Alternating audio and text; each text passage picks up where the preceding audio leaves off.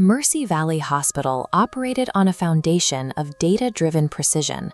Every patient record required an exact admission timestamp, a designated room number, and a completed discharge summary.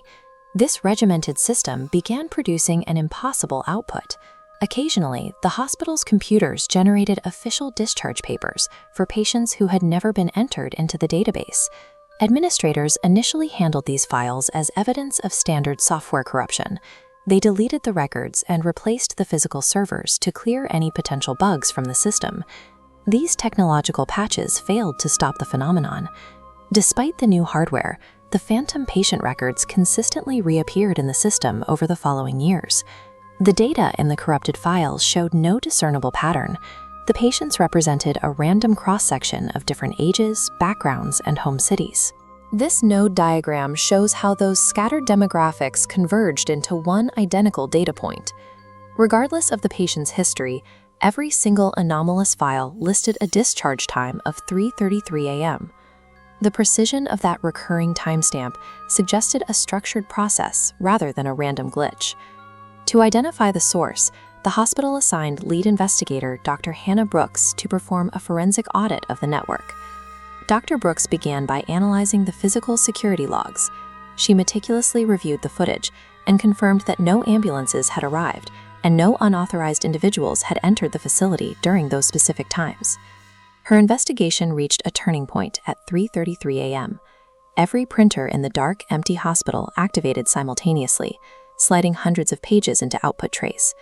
These discharge papers were physically warm to the touch, as if the ink had just been set. The hospital was empty, yet the evidence of a massive administrative event sat on every desk. Every form carried a high-resolution copy of an authorized signature. The system was using Dr. Brooks's own name to validate the releases. Hannah decided to remain in the records office the following night, intending to observe the server's behavior the moment the 3:33 a.m. cycle began. The conflict between the security cameras and the printers remained absolute. The cameras showed a silent, empty ward, while the hardware continued to produce physical documentation of activity not occurring in the halls. At 3:33 a.m., the office lights dimmed. In the hallway, every monitor shifted its focus to a single location, room 404. This architectural blueprint confirms the physical limits of the floor. The main corridor terminates at room 403, ending at a solid wall. Yet, when Hannah followed the hallway, she found the corridor had extended. A new door, 404, sat where the wall had been. The interior of the room contained rows of empty beds extending into the darkness. While the beds were unoccupied, the heart monitors beside them were active, each displaying a unique, living rhythm. The system's logic became clear as she watched. The moment a rhythm on the monitor flatlined, a nearby printer immediately produced a discharge summary with the status released. This process was predictive. When she checked the wristbands hanging from the empty bed frames, she saw they all listed tomorrow's date. Hannah turned to leave, but the door had vanished into a solid block of concrete. Behind her, dozens of motionless, pale figures suddenly populated the massive ward, filling every bed in the room.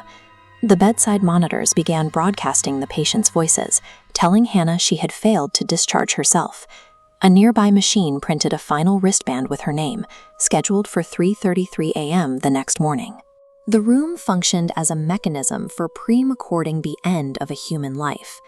It was a physical manifestation of a system designed to process deaths before the bodies ever reached the hospital. Security guards found Hannah unconscious before sunrise. Room 404 had disappeared, leaving no trace behind except for the plastic hospital wristband locked around her arm. Hospital leadership worked quickly to contain the story. They labeled the event severe exhaustion, dismissed Hannah's findings, and sealed the investigation records. The administration removed every physical paper printer from the building. They believed that moving to a fully digital record system would eliminate the possibility of future glitches manifesting in the real world.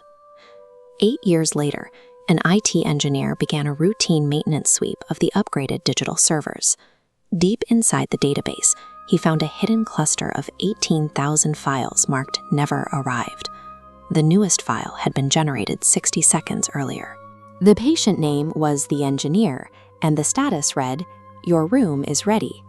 By eliminating physical printers and moving the database to the cloud, the administration provided this phenomenon with a more efficient, inescapable environment. The system no longer needed to wait for the ink to dry.